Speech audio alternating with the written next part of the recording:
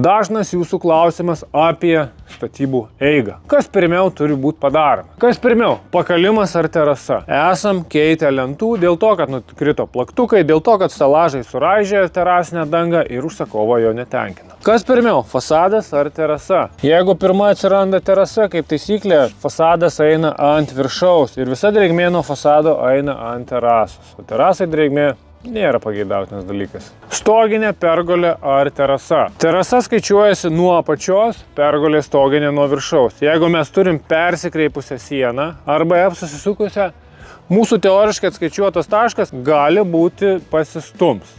Esam turėję, kai padarėm terasą, o paskui atėjo pergolė ir mums reikėjo perdaryti terasos priekį. Nes mes turėjom būtent pakrypusią ir susisukusią sieną. Terasa yra kaip jūsų baldai vidaus apdailoje. Ar galima statyti baldus, kol neišdažytos sienos?